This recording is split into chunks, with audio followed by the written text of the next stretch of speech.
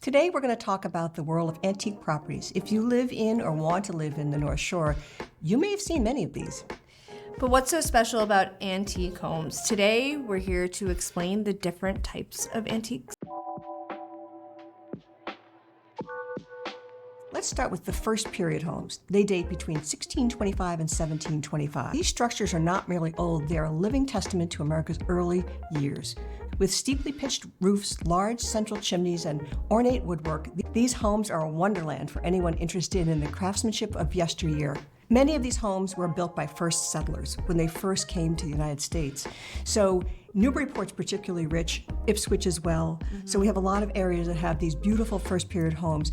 The large central chimneys were actually part of their kitchens, and that's how they cooked. Georgian homes are the true epitome of balanced aesthetics. Originating in England and later taking root in America, these homes are characterized by symmetry and proportionality.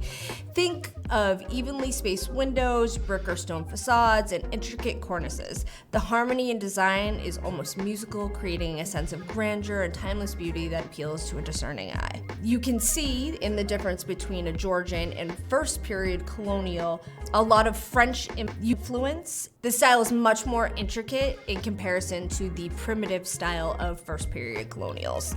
One way I think of it too, though, is Georgian means King George was in charge.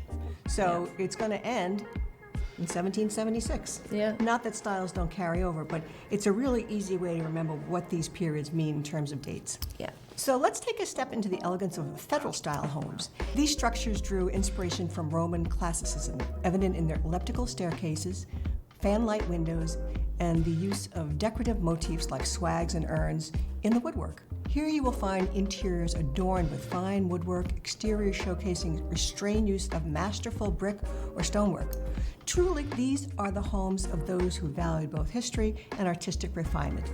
They were also among the homes of sea captains and the very wealthy. And you can always tell a federal because it is very square, rectangular. Yeah, and the other thing that's cool about them is as you go up, they become less formal. So the first floor is going to have your best parlor, where you saw the most important people. Yeah. Your second best parlor, where you would pay your tradesmen.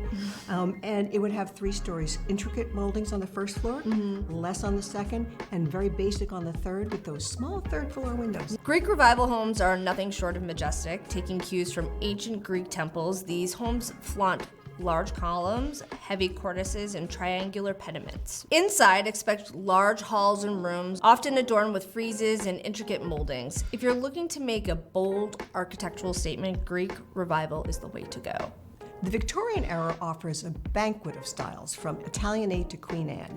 These homes are artistic expressions brimming with ornate details like decorative brackets, asymmetrical facades, and complex roof lines.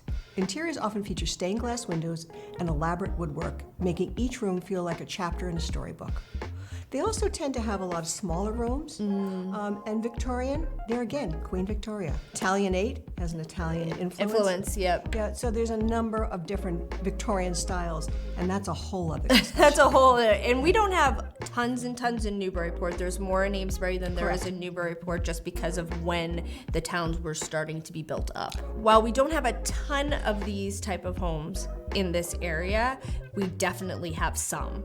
So Craftsman style homes are characterized by a harmonious blend of natural materials and handcrafted elements. With their low-pitched roofs and wide overhanging eaves, these homes often feature extensive porches adorned with robust columns. The arts and crafts movement leaves its indelible mark, especially on early 20th century craftsman homes, through exposed rafters and handcrafted embellishments.